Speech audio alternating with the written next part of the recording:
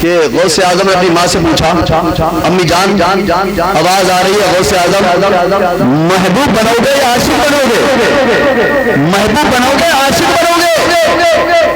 تو غوث اعظم کی والدہ نے کہا بیٹا عاشق بننا ہے یا محبوب بننا ہے؟ ایک قلندر ہے گندگی کے ڈھیر پر لیٹا ہے، اس سے جا کے پوچھو عاشق بنو گے یا محبوب بنو گے؟ غوث اعظم گئے، جانے کے بعد دیکھا کہ اللہ کا ولی ہے، بات روک کے اللہ کا ولی ہے۔ غوث اعظم گئے، جانے کے بعد کہتے ہیں قلندر تو گندگی کے ڈھیر پر لیٹا ہے، آوازیں آ رہی ہیں، اے عبد القادر جیلانی عاشق بنو گے محبوب بنو گے؟ لیکن یاد رکھو دنیا والو، اگر دنیا کے عاشق بنو گے تو برباد ہو جاؤ گے، اور نبی کے عاشق بنو گے جنتی ہو جاؤ گے، آخرت کے عاشق بنو گے جنتی ہو جاؤ گے۔ قلندر کہتا ہے عبد القادر کل آنا، اس کا جواب کل دوں گا۔ کیا کہا؟ کل آنا، جواب کل مل جائے گا۔ حضرت غوث اعظم آئے، والدہ نے پوچھا بیٹا کیا کہا قلندر نے، اس درویش نے کیا کہا؟ امی جان کا کل آنا، جواب دوں گا۔ غوث اعظم پوری رات اللہ کا ذکر کرتے رہے، سوئے نہیں، نیند نہیں آئی، بے قراری تھی، عاشق بنوں گا محبوب بنوں گا، کیا جواب دیں گے؟ اللہ کے ولی ہیں، پوری رات نہیں سوئے، جاگتے رہے، صبح ہوئی، فجر پڑی، ماں کے قدموں کو چوما، ماں سے اجازت لی، ماں نے کہا بیٹا جا اور اس قلندر سے پوچھ محبوب بننا صحیح ہے یا عاشق بننا صحیح ہے؟ حضرت غوث اعظم قدموں کو چومے چلے تو دیکھا کہ قلندر کا انتقال ہوا۔ اللہ لوگوں سے پوچھا جو قلندر کل بیٹھا تھا گندگی کے دھولے پہ بیٹھا تھا وہ کہاں ہے؟ ارے مجھ سے انہوں نے وعدہ کیا ہے۔ لوگوں نے کہا کہ اس کا تو انتقال ہو گیا، اور لوگوں نے رسی باندھ کر اس کے پیروں میں گھسیٹ کر اور جنگل میں ڈال دیا ہے، اس کی لاش کو کتے اور چیر کھا رہے ہیں۔ اللہ اتنا جب سنا تو غوث اعظم کی آنکھوں میں آنسو آ گیا، رو چلائے چیخو، آنکھوں سے آنسو جاری ہے، رو رہے ہیں۔ حضرت عبد القادر جیلانی پتہ ڈھونڈتے ہوئے قلندر کے پاس پہنچے تو دیکھا کہ چیلیں آ رہی ہیں، گوشت کو کھا رہی ہیں، کتے ہیں گوشت کھا رہے ہیں، یہ عاشق کی پہچان ہے۔ حضرت غوث اعظم نے کہا حضور قلندر صاحب کل وعدہ کیا تھا اور آج دنیا سے چلے گئے، وعدہ کیا تھا، کیا جواب نہیں دیں گے؟ اللہ کے ولی جس سے وعدہ کرتے ہیں وہ توڑا نہیں کرتے۔ یہ قلندر میں آیا ہوں جواب دینے، تو وہی جو لاشیں کتے کھا رہے تھے تو ایسا ادھر ادھر دکھ رہے تھے، آواز آتی ہے یہ عبد القادر جیلانی ہم نے وعدہ کیا ہے، جواب بھی دیں گے، بتائیں گے عاشق بنو محبوب۔ آواز آئی کس سے؟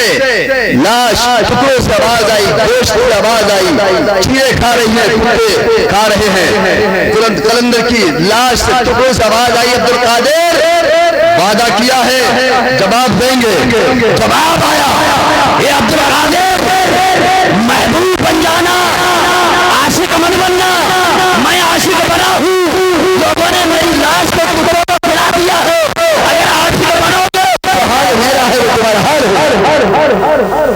عاشق مت بننا، محبوب بن جانا، محبوب بنو گے دنیا ہاتھ چومے گی، دنیا میں رہو گے عزت پاؤ گے، دنیا سے چل جاؤ گے لوگ قبر پہ جا کے تمہارے پھول ڈالیں گے، لیکن عاشق بنو گے تمہاری لاش کو کتے کھا جائیں گے، چیلے کھا جائیں گے۔ اللہ کے ولی تھے، قلندر تھے، یعنی لوگ پھٹے پرانے کپڑے میں کوئی آ جائے تو کہتے ہیں نماز میں کوئی اگر سر میں چلا جائے پھٹے پرانے کپڑے پہن کے پیچھے والا کہ پیچھے ہٹ، تمہیں معلوم نہیں ہے پھٹا پرانا کپڑا لیکن اس لباس میں ہے، کہنے والے نے کہا ہو ارے تم کسی کو دیوانہ مت ہو، دیوانہ جو بنتا ہے بڑا سوچ بنتا ہے، اور دیوان گانے چلتے ہیں، الٹی چال چلتے ہیں، دیوان گانے آنکھوں کو بند کرتے دیکھیں آپ۔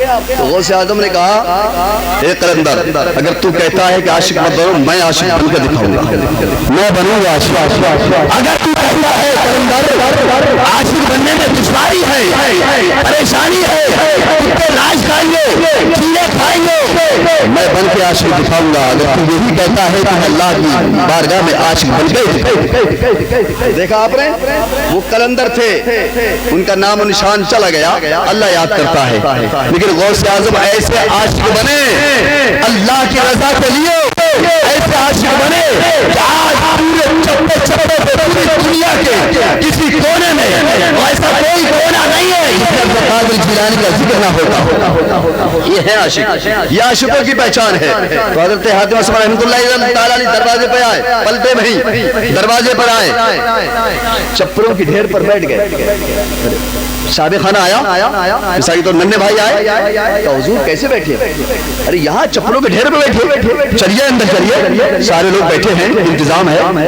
आपने फरमाया मैंने वादा किया था कि जो वादा मैंने किया है 3 शर्तें कबूल करना होगी। कहा हुजूर तुम वादा किया, मुझे बैठने दे चप्पलों के ढेर बैठ गए। ठीक है वादा करा। जब खाना चला आपने फरमाया हुजूर, अर्ज किया हुजूर खाना तैयार है, खाना खा लीजिए। तो आपने सूखी रोटी निकाली दामन से और खाने लगे। चप्पलों के ढेर पर बैठकर सूखी रोटी निकाला और खा रहे। हुजूर चले, ये खाना, ये दस्तरखान, ये बिरयानी है किसकी? ये सब आपके सदक़े में तो है। आपने कहा देख मैंने वादा किया था कि जो खाऊंगा, जो चाहूंगा वो खाऊंगा, मैं अपनी मर्जी की रोटी खा रहा हूँ। 3 शर्तें हैं, बड़ा मजबूर हो गया। 3 शर्त के बाद तीसरी शर्त क्या है? जब सबने खाना खा लिया, अल्लाह के वली ने कहा ए लोगों ठहर जाओ, दरवाजा बंद करो, ठहर जाओ, ए सारे खाने इधर आने के बाद का एक तवे को गर्म कर दिया जाए, तवे को गर्म कर दिया जाए। तीसरी शर्त मेरी ये है कि तवे को गर्म कर दिया जाए और गर्म करने के बाद मैं देखता हूँ कि क्या होने वाला है। चक्कर में पड़ गया, तवे का क्या मामला है? तवा गर्म करा, बस आखिरी बात, तवा गर्म कराया। गर्म करने के बाद अल्लाह के वली ने फरमाया कि तुमने आज ये जो खाना खाया है एक वक्त का, मैं इस तवे पे खड़े होकर हिसाब दे रहा हूँ। एक वक्त के खाने का इस तवे पे गर्म तवा है, खाने का हिसाब दे रहा हूँ। एक एक करके एक वक्त के खाने का हिसाब दे दो। अल्लाह का वली उस गर्म तवे पे खड़ा हो गया। उस तवे की क्या मजाल है? अरे अल्लाह के रसूल फरमाते हैं, अरे जिससे मोहब्बत हो जाती है अल्लाह के वली से मोहब्बत हो जाती है, और अल्लाह का वली जिससे मोहब्बत करता है, जिसके जिसमें चिपक जाता है, अरे वो दुनिया की आग जो है जहन्नम की आग भी असर नहीं करती। तवे से पैर नहीं जले। तो मैं तो खड़ा हूँ, एक एक करके आओ और एक वक्त के खाने का हिसाब दो। जब इतना कहा तो सारे लोग चीखने लगे, रोने लगे, हुजूर ये तो शान आपकी है, हम गरम तवे पे खड़े नहीं हो सकते, हिसाब नहीं दे सकते। तो अल्लाह के वली ने फरमाया जब एक वक्त के खाने का हिसाब नहीं दे सकते तो पूरी जिंदगी का हिसाब सवा नेज़े पे सूरज होगा, ताबे की जमीन होगी, उस ताबे की जमीन पर खड़े होकर हर एक इंसान को पूरी जिंदगी का हिसाब देना होगा। कैसे दोगे? एक वक्त का हिसाब नहीं ले सकते, सारी जिंदगी का हिसाब क्या दोगे? तो समझ लीजिए आप, हमने पूरी न्याज़ें खाई है, लेकिन दीवाना वही है, आशिक वही है, बिरयानी भी खाए, गौस आज़म से मोहब्बत भी करे, जब अजान लगे तो खड़ा हो जाए, गौस आज़म बगदाद से देखे कि मेरा दीवाना नमाज भी पढ़ रहा है, न्याज़ें भी खा रहा है।